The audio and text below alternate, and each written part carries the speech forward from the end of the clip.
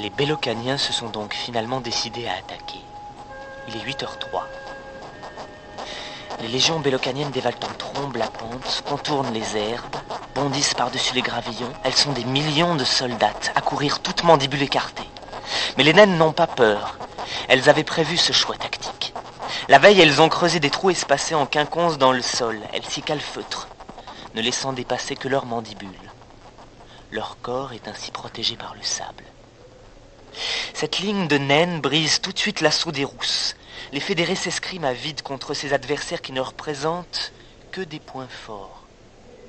Pas moyen de leur couper les pattes ou de leur arracher l'abdomen.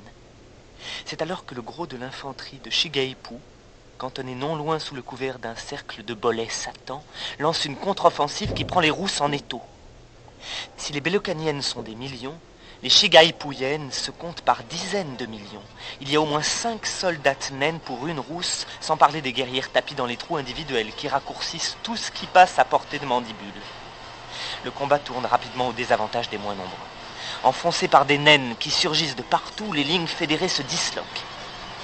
À 9h36, elles battent carrément en retraite. Les naines poussent déjà les parfums de la victoire. Leur stratagème a fonctionné. Mais avec leurs petites pattes, les naines font 10 pas là où une rousse ne fait qu'un bond. Elles s'essoufflent à remonter la colline des Coquelicots. C'est bien ce qu'avaient prévu les stratèges de la Fédération, car cette première charge n'a servi qu'à ça. Faire sortir les troupes naines de leur cuvette pour les affronter dans la pente. Là-haut, on voit d'un seul coup se dresser une forêt d'épines. Ce sont les pinces géantes des casse-graines. Elles les brandissent, les font scintiller au soleil, puis les abaissent parallèlement au sol et fondent sur les naines. Casse-graines, casse-naines. L'effet de surprise est total. Les Shigaipuyennes, hébétées, antennes raidies par l'effroi, se font tondre comme une pelouse. Les casse-graines crèvent les lignes ennemies à vive allure, profitant de la dénivellation. Sous chacune, 6 ouvrières s'en donnent à cœur joie. Elles sont les chenilles de ces machines de guerre. Grâce à une communication antennaire parfaitement synchrone entre la tourelle et les roues, l'animal à 36 pattes et 2 mandibules géantes se meut avec aisance dans la masse de ses adversaires. Les naines n'ont que le temps d'entrevoir ces mastodontes qui leur tombent dessus par centaines, les défoncent, les aplatissent, les broient. Les mandibules hypertrophiées plongent dans le tas, broutent et remontent chargées de pattes et de têtes sanguinolentes qu'elles font craquer comme de la paille. Panique totale. Les naines terrorisées se heurtent et se piétinent, certaines s'entretuent devant chaque tank, les cadavres s'empilent. C'est l'hécatombe.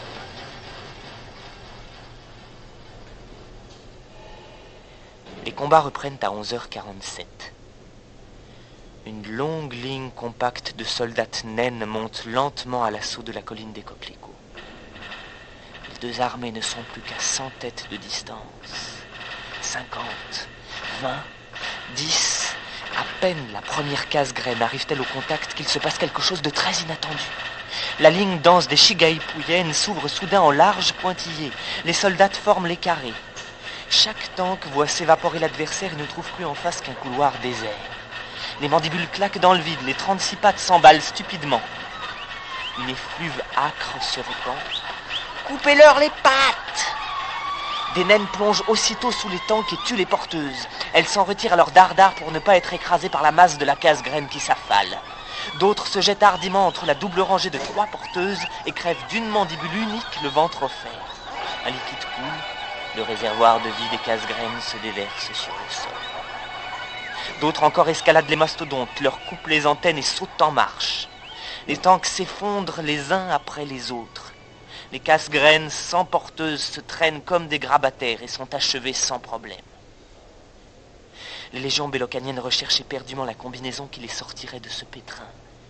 Quelques guerrières proposent d'en revenir aux vieilles techniques de combat. Pourquoi ne pas donner tout simplement de l'artillerie? Car s'il est vrai que depuis le début des hostilités on a peu utilisé l'acide, qui dans les mêlées tue autant d'amis que d'ennemis, celui-ci devrait fournir de très bons résultats contre les carrés denses des naines. Les artilleuses se hâtent de prendre position, bien calées sur leurs 4 pattes postérieures, l'abdomen dardé en avant. Elles peuvent ainsi pivoter de droite à gauche et de haut en bas pour choisir le meilleur angle de visée. Feu! Les ventres braqués pulvérisent leur brûlant venin sur les carrés de naines. Pfout! Pfout! Pfout! Les jets jaunes sifflent dans les airs, cinglent de plein fouet la première ligne d'assaillantes. Ce sont les antennes qui fondent d'abord. Elles dégoulinent sur les crânes, puis le poison se répand sur les cuirasses, les liquéfiant comme si elles n'étaient qu'en plastique. Les corps martyrisés s'affaissent et forment un mince barrage qui fait trébucher les naines. Elles se ressaisissent, enragées, se jettent de plus belle à l'assaut de la crête. En haut, une ligne d'artilleuses rousses a pris le relais de la précédente. Feu! À 3 heures de l'après-midi, les combats sont à leur paroxysme. Les bouffées d'acide oléique, effluves caractéristiques émises par les cadavres myrmécéens en train de sécher, remplissent l'air. À 4h30, les rousses et les naines qui tiennent encore debout sur au moins 2 pattes continuent d'en découdre sous les coquelicots. Les duels ne cessent qu'à 5h, à cause d'un coup d'orage annonciateur d'une pluie imminente. Survivants et blessés se retirent. À perte de vue, le sol est jonché de corps désarticulés, de cuirasses crevées, de sinistres tronçons qu'agite parfois un dernier souffle de vie. Partout, du sang transparent comme une laque, des flaques d'acide jaunâtre. Les éclairs illuminent les nuages anthracites et font étinceler quelques carcasses de tanks, dont les mandibules arrogantes restent dressées. La pluie nettoie la Seine.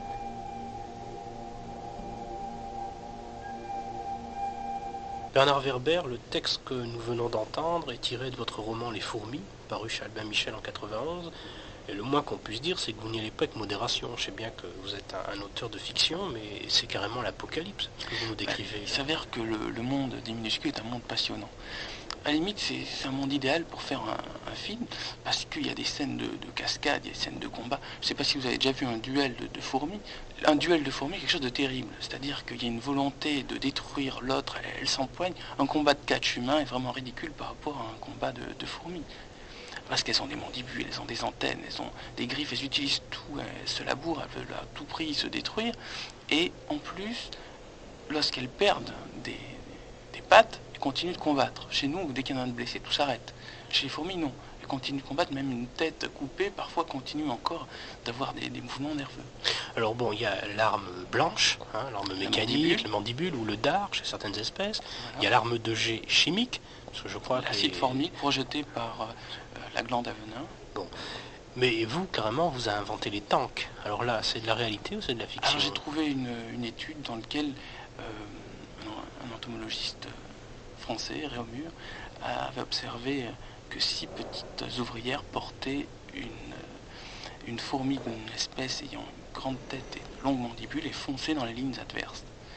Donc pour moi en tant que romancier, c'était une image choc qui pouvait être utilisée pour décrire un combat. Mais tous les combats sont spectaculaires chez les fourmis. Alors en préparant l'émission, vous m'aviez dit également que la guerre bactériologique que vous décrivez dans votre roman n'existait pas, mais que c'était du domaine du possible. Oui, il y a de nombreux champignons qui attaquent les fourmis, il y a toutes sortes de spores. Elles ont de nombreux parasites, il y a même donc des sortes de pourvoyeurs de drogue, les lomucus, qui rentrent dans la cité, qui sont tolérés par les gardes, les sentinelles, et toutes les fourmis qui goûtent à leur nectar ne peuvent plus s'en passer. C'est exactement des dealers, quoi. Ça correspond à des dealers. C'est un empoisonnement des cités. Et... Voilà. Pierre Gesson, le verdict du scientifique quand on entend ce genre de discours. Oh, verdict. Je crois que le scientifique doit se garder d'émettre le moindre verdict. Il n'y a pas de verdict à émettre. Je crois que... Vous savez, en tant que myrmécologue et je dirais fanatique des fourmis, inconditionnel, voilà, des fourmis, moi je ne peux que me féliciter à chaque fois que j'entends parler des fourmis. Moi, je trouve ça très bien. Et notre ami a trouvé chez les fourmis une source inépuisable d'inspiration en tant qu'écrivain. Et moi je trouve ça extraordinaire. Je crois que il aide à la promotion de mon matériel d'études, alors je trouve qu'il me rend un service énorme. Mais quand il parle d'éclaireuses, de sentinelles, d'artilleuses, d'espionnes, de mercenaires, il y va pas un peu fort là quand même? Oh, ben je pense que s'il soumettait une publication à une revue scientifique en utilisant des termes comme cela, il n'aurait aucune chance de voir son article publié, ça c'est évident, mais il n'a pas la prétention de faire une publication scientifique. Les fourmis apprennent des choses, mais elles ont une latitude assez étroite. Elles ne peuvent pas apprendre n'importe quoi, elles ne peuvent pas évoluer culturellement, si vous voulez, ou très très peu, c'est très limité. Donc l'évolution des fourmis, elle est beaucoup plus lente qu'une évolution culturelle, c'est une évolution génétique en quelque sorte. Donc je crois que Werber est très en avance sur la réalité pour un certain nombre de points, mais je me complais à espérer qu'il est probablement très en retrait sur d'autres. Et quand on parle de civilisation guerrière, ça vous choque ou il y a vraiment un appétit guerrier chez la fourmi, tout au moins chez certaines espèces? Écoutez, chacun d'entre nous est un guerrier terrible. Nous avons à l'intérieur de notre organisme des globules blancs qui sont les uns. Ce sont des hordes de uns qui se jettent sur tout être vivant qui ose pénétrer la barrière immunitaire, la barrière de notre organisme. Donc je crois qu'il ne faut pas regarder les fourmis comme d'affreux jojo. Notre organisme, lui, n'a rien à envier de ce point de vue-là. La fourmi défend sa société au même titre que nos globules blancs défendent notre organisme, et tant mieux pour nous. Parce qu'on ne durerait pas longtemps, on parle des maladies à immunodéficience et on voit bien que ça ne traîne pas. Hein. Si une société de fourmis se mettait à être ouverte, eh bien, elle disparaîtrait de la même façon assez rapidement et de façon irrémédiable. Alors je comprends pour la défense du nid ou de la cité d'un prédateur, par exemple, mais certaines espèces ont quand même un sens conquérant. Elles cherchent à gagner des territoires. Écoutez, toute l'évolution, c'est l'histoire de conquête. L'évolution des êtres vivants, c'est une conquête. Quand les spécialistes, je ne suis pas un spécialiste de l'évolution, bien que je m'intéresse quand même de près à l'évolution des fourmis, mais sur l'évolution en général, tous les évolutionnistes, les gens qui font de leur spécialité l'évolution, parlent de la conquête, par exemple, du milieu terrestre. À chaque fois que des espèces arrivent à coloniser des milieux vierges, de façon à en soustraire toutes les ressources, eh bien les évolutionnistes parlent à juste titre de conquête. Je pense que les fourmis ne font pas exception à cette règle.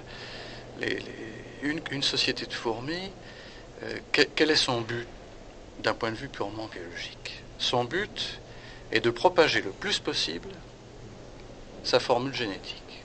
Et c'est là qu'on peut mesurer le succès d'une société. C'est à sa propension, sa potentialité à disséminer la formule génétique qui est à l'origine de ce qu'elle est. Donc la duplication, la multiplication. Par conséquent, si chaque société de fourmis a pour impératif celui-là, vous avez immédiatement un problème de conquête, vous avez un problème de compétition, vous avez un problème de guerre, entre guillemets, bien entendu. Mais c'est vrai que pour défendre son cocktail génétique, une société de fourmis a tout intérêt à ne pas se laisser polluer par d'autres cocktails, par d'autres formules. Mais c'est quand même un cas un peu particulier, parce que si on regarde les autres sociétés animales, il y en a quand même relativement peu qui sont aussi conquérantes. Ah, je ne sais pas. Vous savez, si vous regardez les termites en Afrique, je crois que... Ce sont encore des insectes sociaux. Ce sont des insectes sociaux, ce ne sont pas des fourmis, mais les termites en Afrique ont fait une belle conquête. Ils ont remué beaucoup de terre. Et si vous regardez les espèces sociales, des espèces qui nous paraissent très primitives, comme les coraux par exemple, ou les méduses, bon, ce sont des espèces sociales. Et les coraux sont des sociétés animales, sont les plus anciennes des sociétés animales qui soient apparues sur Terre. Frottez-vous à un corail, vous allez voir ce qui va s'en suivre. Hein. Mais les sociétés de coraux ne s'affrontent pas entre elles. Ah bah si, il peut y avoir des luttes chimiques entre les coraux qui se terminent très mal pour les uns et très bien pour d'autres. Et les sociétés animales, même chez les vertébrés, sont des sociétés fermées. Les sociétés de singes sont des sociétés fermées. Il est très difficile pour un singe d'un groupe social A de pénétrer dans un groupe social B. Parfois, il met des années à se faire accepter. Donc, c'est un fait assez général que l'on constate et qui, une fois de plus, apporte de l'eau au moulin de ceux qui considèrent qu'il y a un intérêt à voir dans la société l'analogue de l'organisme, c'est-à-dire un tout qui est fermé. Dans l'organisme, vous avez des défenses immunitaires, et chaque organisme défend sa formule génétique. Si elle est moins à succès qu'une autre, ben cet organisme reproduira moins qu'un autre, et puis voilà, l'évolution aura dit son verdict.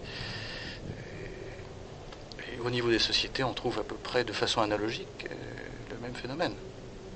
Je crois que la nature n'est pas morale ou immorale. La nature, elle est amorale. Il faut bien se mettre ça dans la tête. Il y a beaucoup de gens qui cherchent, pour conforter une philosophie A, B ou C, qui cherchent des arguments dans la nature. Je crois que c'est une très mauvaise démarche, et ça rend pas du tout service au progrès de la connaissance. On ne peut pas trouver de moralité dans la nature. Donc, elle est ce qu'elle est, la nature. Elle a des impératifs de fonctionnement qui sont limités par ce qu'est la Terre. Et elle n'est ni morale ni immorale. Alors j'en reviens au romancier Bernard Werber. Quand vous inventez ces stratégies guerrières, est-ce que la fourmi, bon, vous n'avez pas choisi la fourmi par hasard, vous auriez très bien pu, comme le dit Gesson, prendre une autre société animale, société comme les singes par exemple, qui sont plus proches de nous. Pourquoi les fourmis? Et est-ce que finalement elles n'ont pas permis une certaine création, une certaine innovation? Une fourmilière, c'est une petite ville. La première réaction lorsqu'on voit une fourmilière, un enfant voit une fourmilière, il a envie de la détruire.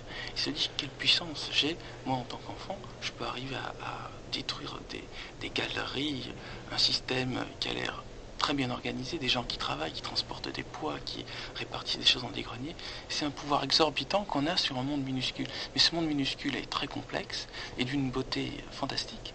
Pourquoi ne pas le voir comme quelque chose, un système comme les extraterrestres, et voir se mettre dans la peau d'une fourmi et voir comment ça se passe de l'intérieur. Et le but du livre, c'est que les gens changent d'optique de vue, c'est-à-dire ils regardent les choses d'une manière, non pas extraterrestre, mais la manière des fourmis. Et les fourmis, il y en a partout, donc c'est très facile de se prendre pour une fourmi et d'essayer d'imaginer le monde vu de l'infiniment petit. On assiste par exemple dans certaines fourmilières à des guerres civiles. Certaines fourmis se révoltent contre d'autres fourmis. On ne peut pas voir ça dans une termitière ou dans une ruche. C'est donc vraiment l'animal le plus cinématographique qui puisse exister. Et quand vous parlez de révolte, effectivement, c'est étonnant, puisque je crois que les fourmis appartiennent à une même caste et ont un langage chimique qui les permet de s'identifier, une sorte de passeport. Dans votre livre, vous parlez de passeport odeur. Bon, comment, à un moment donné, un certain nombre d'individus peuvent se révolter? Par exemple, parce que la fourmi en soi est idiote, elle n'a pas de... Je ne sais pas si la fourmi est idiote, je ne sais pas si vous avez déjà eu une fourmi sur votre main, elle se débrouille pas mal, elle arrivera même à rentrer dans le pull, elle arrivera... Non, je pense que... Mais c'est l'aléatoire, ça. C'est pas des... essayez d'attraper une fourmi, par exemple, on parlait une fourmi d'Argentine, vous la posez sur votre main, essayez de l'attraper, vous verrez qu'elle est assez maligne. Même il serait intéressant de faire... peut-être une expérience et de mettre une fourmi dans un labyrinthe et de donner un stylo à quelqu'un qui essaye lui aussi d'arriver à trouver l'issue du labyrinthe. Je ne suis pas sûr que nous, humains, avec notre cerveau, on trouve plus rapidement la sortie que la fourmi. Alors là, vous leur attribuez des pouvoirs qu'elles n'ont peut-être pas. Je crois que l'individu n'est pas stupide. L'individu fourmi ne doit pas être méprisé. C'est-à-dire que la fourmilière a une âme, a un esprit, mais ça ne veut pas pour autant dire que la cellule fourmi, elle, n'a rien dans la tête.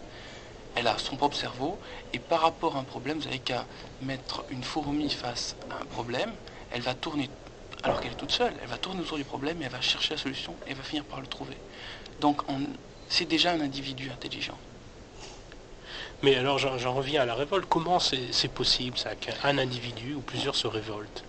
Le cas le plus observé, c'est évidemment des esclaves qui se révoltent contre leur maître, c'est-à-dire des fourmis sanguines, ou les fourmis amazones, ont pour habitude de prendre d'autres espèces plus domestiques pour creuser le nid, pour les nourrir, pour les laver. Et puis des fois ces espèces domestiques en ont marre. Alors elles s'en vont et les esclavagistes tentent de les retenir. Alors à ce moment-là, ça bagarre. Ça c'est un cas un peu caricatural. Mais il existe aussi des fois des batailles dans la cité, on ne sait pas pourquoi, on ne peut pas aller interviewer les belligérants. Qu'est-ce qu'il y a? Vous êtes en train de faire une manif, là, vous êtes en grève. Non, on ne peut pas savoir pourquoi elles se tapent dessus, mais on a déjà vu des espèces d'un même organisme qui entrent en guerre. On parle de comparaison avec notre propre corps. Des fois, on a des ulcères. Il y a quelque chose en nous qui ronge autre chose en nous. Pourquoi? On ne peut pas savoir. Alors Pierre Gesson, là, on est en plein de nouveau dans le super-organisme de Wheeler, avec cette fourmilière organisme. C'est quand même inquiétant, parce qu'on n'arrive pas à en sortir de cette idée force. Non, elle est utile. Elle est utile au moins pour décrire les choses. Peut-être est-ce que la théorie du super-organisme n'apporte rien de nouveau par rapport à ce qu'avait dit Darwin avant. Mais bon, c'est vrai que c'est satisfaisant pour l'esprit de décrire la société d'insectes par analogie à l'organisme. Bon, et puis si une théorie peut aider à faire des hypothèses qui vont aider à faire des expériences, qui vont aider à faire progresser la connaissance, et bien après tout, c'est tout ce qu'on demande à une théorie. Hein. Qu'elle soit vraie ou fausse, ça n'a finalement qu'une importance assez secondaire. Je crois que ce qu'on peut dire à propos des fourmis, des guerres de fourmis, bon, c'est vrai qu'il y a des rapports très conflictuels entre fourmilières, le plus souvent, et sans merci. Des combats, j'en ai vu moi-même, des fourmis par exemple occupant chacune un arbre, et par les hasards du vent et de la pousse des branches, deux branches se touchent, et puis on se trouve en quelques heures sur une carpette de cadavres de fourmis. Bon, ça se termine par la fin de la colonie qui était la moins populeuse, et puis c'est la plus grande qui a gagné.